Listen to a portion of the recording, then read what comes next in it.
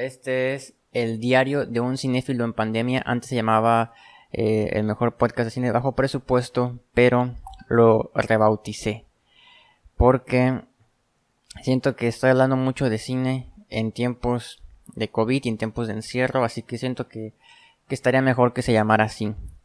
Pero hoy no vamos a hablar de esa terrible enfermedad, ni mucho menos. Quiero hablar de un tema que me estuvo rondando la cabeza ya varios meses y, y empeoró. Empeoró justo con un libro que estoy leyendo, pero antes de llegar a eso, quiero hacer una mención, un shout out a algo que estuve pensando. Hace un tiempo vi un tweet de Alonso Díaz de la Vega, crítico de cine, en el que puso un comentario que más que nada hablaba de que todo cine era político, inclusive el que intentaba no serlo.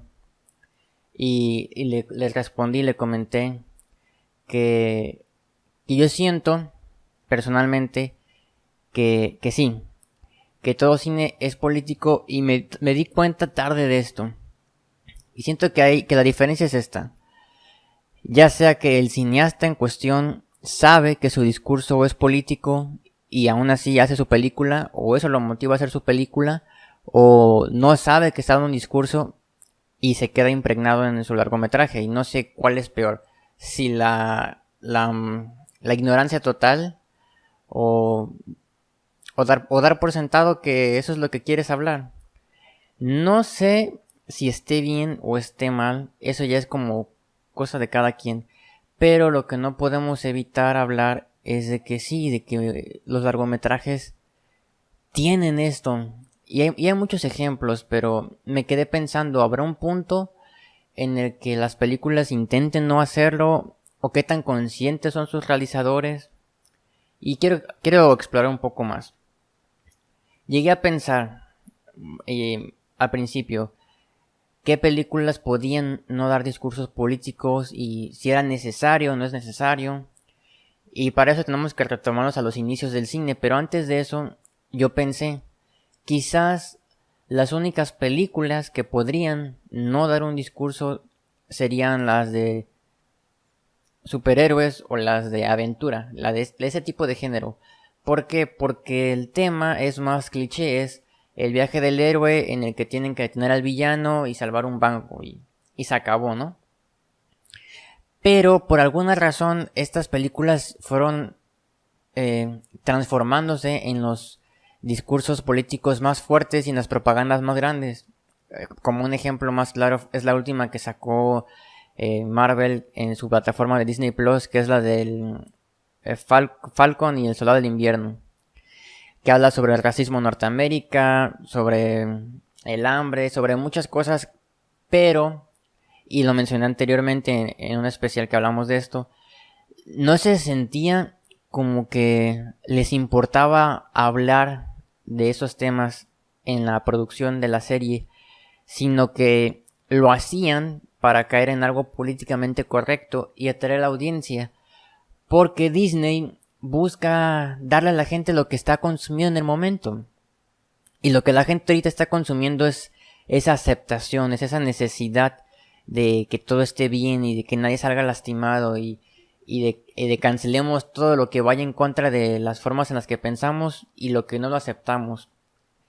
Y en base a esto muchas producciones intentan de formas muy malas hacer inclusión. ¿A qué me refiero con de formas muy malas? Es como esta corriente de que los directores de cine, directoras de cine, intentan darle voz a los que no tienen voz. Y se vuelve una apropiación de historias.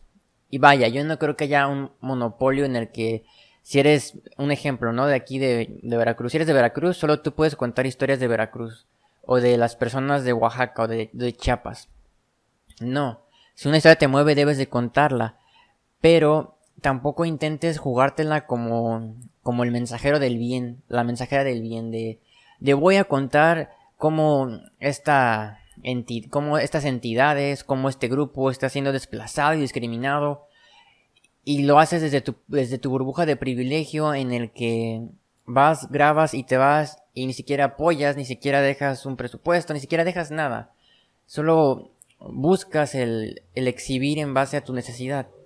Y siento que a eso me refiero con que se han vuelto muchas producciones inclusivas en el sentido de que solo buscan exponer o mostrar ante redes sociales cómo lo son, como que hacen castings.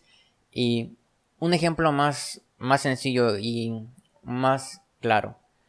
Si hacen un casting para una serie, es muy común que ahora digan y también es culpa de la prensa a veces que hay titulares de la nueva serie de Disney contará con el primer protagónico de un hombre homosexual.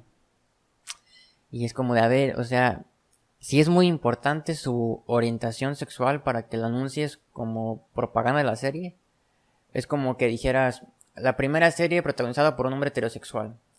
Y habrá quien me diga, sí es importante porque antes no pasaba, porque antes eran consideradas minorías y no les daban el foco que merecen. Y es válido y en ese punto tienen razón.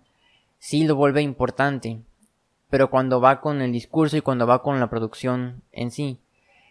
Pero lo que no han visto muchas veces es que los usan, y no me refiero a Disney porque no es la única empresa que gana millones, ¿no? Pero sí está pasando mucho esto con las producciones de que agarran discursos, agarran un sinfín de cosas para vender. Al final son una industria y tienen que hacerlo, pero mi problema es que la gente lo confunda con bondad. Y no es bondad, es simplemente dinero. Pero ahora, volviendo a lo del cine y el discurso político. Estoy leyendo un libro que me gustó mucho y me movió y se me hizo una lectura que les recomendaría a todos porque está muy digerible y está muy entretenida, y es este. Lo compré ahorita en Educal, lo tienen todavía ahí. Se llama La luz y la guerra, el cine de la Revolución Mexicana, por Fernando Fabio Sánchez y Gerardo García Muñoz. ¿De qué habla? Habla de cómo surgió el cine en México, y aunque su principal tema es la revolución, abarca todo desde cómo llegó el cinematógrafo, los corresponsales, los hermanos Lumière, y subrayé dos partes que quiero leerlas tal cual para que no se pierda nada en mi traducción, pero habla de esto. Por ejemplo, no es secreto para nadie que Estados Unidos usa sus películas de militares como The American Sniper, como esta que... Bueno, y rescataron Soldado Ryan, pues todavía, ¿no? Pero por ejemplo, yo hablo de las que son más del 2005 para acá, que salieron de La noche más oscura, El último sobreviviente, que son películas que incitan a la gente, y más que nada al público norteamericano, a miren nuestro poder militar, miren lo honorable que es formar parte de los Navy SEAL y las misiones que puedes tener, y se vuelve una muy buena propaganda de enlistar a las personas, porque eso es lo que antes buscaban, como estos carteles de te necesitamos a ti, enlístate ahora, y fomentan ese patriotismo por el cual muchas personas se enlistaron en muchísimas guerras. Está bien o está mal, ya es cuestión de las ideologías de cada persona, pero de que el cine funciona como un empuje es verdad. Sin embargo, México también lo llegó a hacer, y cuando la revolución estaba explotando, la gente que le ha interesado el cine sabe cómo estuvo la historia de que cuando los hermanos Lumière desarrollaron su cinematógrafo, mandaron corresponsales a distintas partes para venderlo, para exponer sus ideas. Y uno de los lugares en los que llegó fue a México, en el gobierno de Porfirio Díaz, quien quedó deslumbrado por las vistas, que era así como le llamaban a los metrajes de video que grababan en el cinematógrafo. Las usaron para grabar todo, y de alguna forma así nació el cine documental, grabando los recorridos de Díaz. También hay metraje de su exilio en París, para un sinfín de cosas. Y para lo que más se llegó a usar en ese punto fue para la revolución, para grabar a las tropas. Y de entre todas las tropas y de entre todos los temas de la revolución, la carne, el juguito más fuerte era el general Doroto Arango, Pancho Villa. ¿Por qué? Porque era en ese tiempo, y hablamos del tiempo en el que todavía no era considerado un bandido, sino en el que era la figura de liberación, esta persona que vino de la nada y que aunque tuvo un origen incierto, era alguien que motivaba a las personas a seguirlo, que infundía miedo, que se volvió también un protagonista de interés para el público norteamericano. Tanto así que cuando Pancho Villa estaba en su punto, muchas productoras norteamericanas le ofrecieron contratos para poder grabar los derechos de su vida. Y al final aceptó con una por 25,000 pesos. Y lo grababan. Y tan es así que muchas veces su ejército se esperaba atacar a ciertas horas para que llegaran con la cámara y pudieran grabar. O atacaban solo de día para que tuvieran buena luz. O sea, a ese nivel llegaba.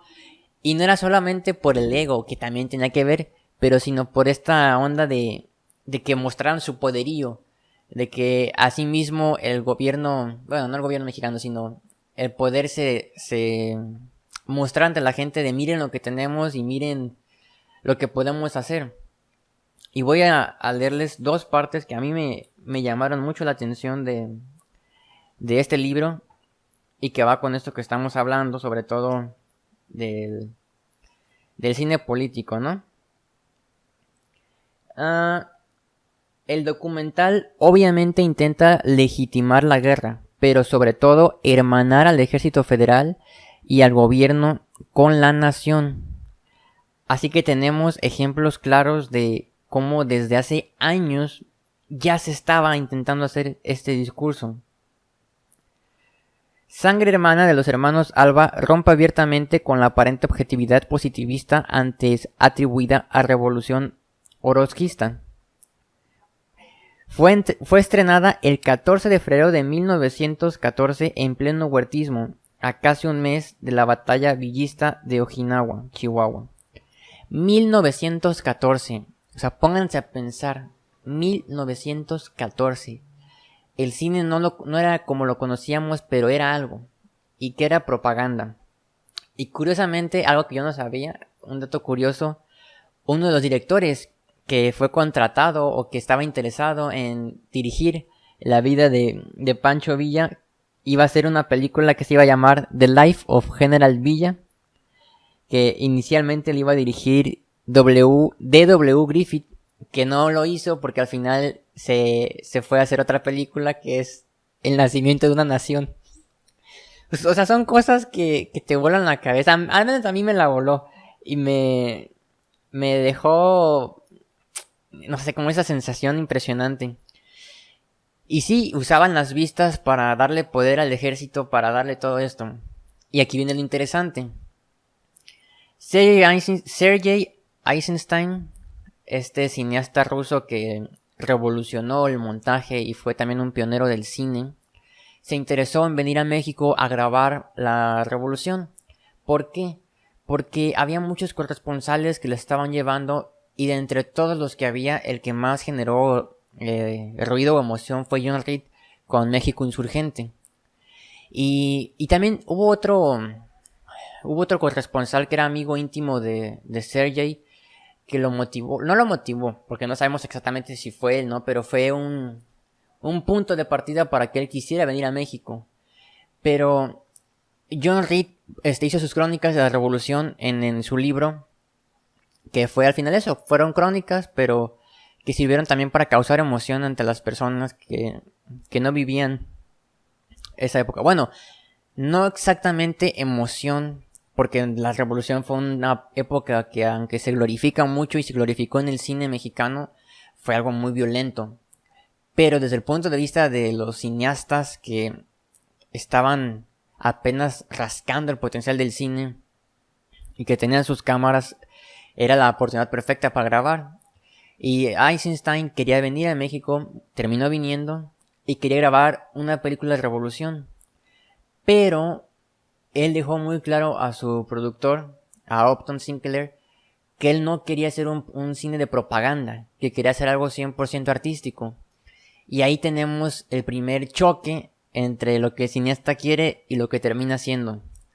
Porque que viva México puede ser muchas cosas, Y creo que ya será opinión de cada quien si terminó siendo algo completamente artístico o político. Habrá quien diga que sí, habrá quien diga que no. Pero lo interesante es eso, que es al menos para mí el punto de partida de, ok, entonces el cine de la revolución también puede ser artístico, no tiene que ser un discurso. Pero es inevitable. No puedes hablar de algo tan fuerte, de un movimiento tan poderoso y no dar un punto de vista. Leí hace algún tiempo en una entrevista con un director que decía que aunque lo intenten, las cineastas jamás podrán ser objetivos porque desde el punto en el que tú pones la cámara y eliges dónde va a estar, ya es tu opinión. Y ya estás dando un discurso. Y es lo interesante del cine, siento que todos los cineastas siempre van a intentar romper la rueda y salir del molde y del círculo e intentar hacer algo que sea simplemente artístico y quizás de ahí puedan hacer el cine experimental, pero al final de cuentas siempre va a haber algo. Y quizás no se dan cuenta porque a veces funcionamos a nivel subconsciente, a veces funcionamos en base a impulsos, instinto, y el cine es de los instintos el más fuerte, al menos para mí. Pero de que es así, es así. Y también tengo la parte exacta de Eisenstein, lo tengo subrayado. Miren, dice: desde el momento en que presentara su proyecto a Charles Chaplin y a Upton Sinclair, precisó que su película sería fundamentalmente artística, sin intención de hacer una propaganda comunista. Ahora, ¿lo logró o no lo logró? Pues como les digo, depende de cada quien. Pero basta ver el cine para ver que así fue. El cine nació como un documental. Y está esta contraparte en el que dicen que no, porque tenemos a personas como Georges Méliès y esta frase muy bonita de Coppola que tengo en el banner del canal y en todos lados donde me encuentro en redes sociales, que dice que el cine y la magia siempre han estado conectados porque las primeras personas que hicieron cine eran magos y eran ilusionistas y veían la cámara y el cine como una forma de exponer sus trucos de magia, que al final de alguna manera terminaron siendo películas de ciencia ficción, las primeras que existen. Pero en México el cine no nació como magia, eso se quedó en París. Aquí nació como un documental, como un ejemplo de profesar la verdad, de exponernos de una manera poderosa ante el mundo, de intentar salvaguardar memorias. Por eso se me hace muy interesante que hasta la fecha el documental sigue siendo muchísimo más fuerte que los largometrajes de ficción, al menos en México, y terminan siendo los que dan discursos más fuertes, porque igual y las películas que la audiencia en general ve, que llegan a Cinépolis o Cinemex, son las que no vamos a hablar, que son esas del clan de Herbés y de todo eso. Pero las que no llegan siempre al cine y que sí están y que las pueden ver en páginas como en Filmin Latino, o algunas ni siquiera están ahí pero están en festivales, y creo que se me hace interesante también por lo mismo el proyecto de Ambulante, de que fomenten el documental, porque yo creo que el documental jamás debería de morir, porque el día en que lo haga es el día en el que el cine muere. Y quizás al documental sea quien más yo le permita que sea un discurso político. Y me gustaría creer y soñar que hay directores, directoras de cine que están haciendo sus películas y que están intentando romper el molde, que están intentando hacer de sus películas una experiencia o algo más, que no necesariamente diga algo. Porque cualquiera que tú le busques puede tenerlo. Y no nos vamos tan lejos. Quizás me dices tú, oye, pero The Revenant no es un discurso político. Y es una experiencia visualmente atractiva y es una aventura, pero no. Quizás es la que también se le ve más obvio los temas que trae de trasfondo. El simple discurso de Leonardo DiCaprio en los Oscars lo confirma. Sin embargo, las hay. Hay películas que no las tienen. Quiero creer que quizás no las he encontrado, o quizás debo dejar de pensar tanto, pero ahí están o estarán. Pero valoro mucho cuando intentan encontrar la expresión artística sobre sus fines de intereses políticos. Quizás algún día se logre, quizás no, pero por el momento yo sí les recomendaría a todos los que les gusta mucho el cine y no están tan familiarizados con la revolución este libro para empezar, porque a pesar de que se ve un poco choncho y pesado, es una lectura muy muy digerible y contiene demasiadas fotografías. Tiene fotografías de las vistas de Porfirio Díaz, tiene la de en su exilio, tiene la de Madero, tiene demasiadas. Y hay páginas que son de puras fotografías y los temas están concisos. Habla desde el origen de la revolución y cómo fue llegando al cine. Y cuando pasamos la época de la revolución, que aún no llegó a esa parte, pero cuando termina la revolución y vienen las películas de la revolución, te explica mucho el proceso de cómo surgió el cine de la época de oro y qué tuvo que ver la Segunda Guerra Mundial y qué tuvo que ver otros factores y cómo se fue dando. Y creo que es un muy buen libro para empezar a enamorarte de las películas mexicanas, porque por ejemplo vienen muchísimas que yo no había visto todavía y aquí las tengo anotadas, voy haciendo mi lista. Sin embargo, muchas son difíciles de encontrar. La mayoría las puedes ver en YouTube, pero hay algunas que no, como por ejemplo La cabeza de Pancho Villa, La muerte de Pancho Villa y Entre hermanos. No las he encontrado y es una pena que sean tan escasos, porque hay películas que ya ni siquiera las puedes encontrar tan fácil porque están en filmotecas, porque están salvaguardadas. Y se vuelve un poco triste que no tengamos ese patrimonio a la mano, pero quién sabe, quizás en algún punto Fundación Televisa invierte en una plataforma que nos muestre esas películas, porque en Movie y en Film Latino hay, pero no está el catálogo completo. Esas las tienen guardadas. Y quién sabe, quizás algún día las hagan, pero pues también tendría que haber cierta demanda para que la gente las quiera ver. Pero soñemos y esperemos que tengamos acceso a todas estas películas es que hay acceso, pero que sea un poco más accesible para quienes se quieran meter un poco más de fondo al cine. Pero este fue el diario de un cinéfilo en pandemia, conocido como The 8mm Podcast. Y vámonos, eso es todo. Me gustó mucho, disfruté mucho esta plática.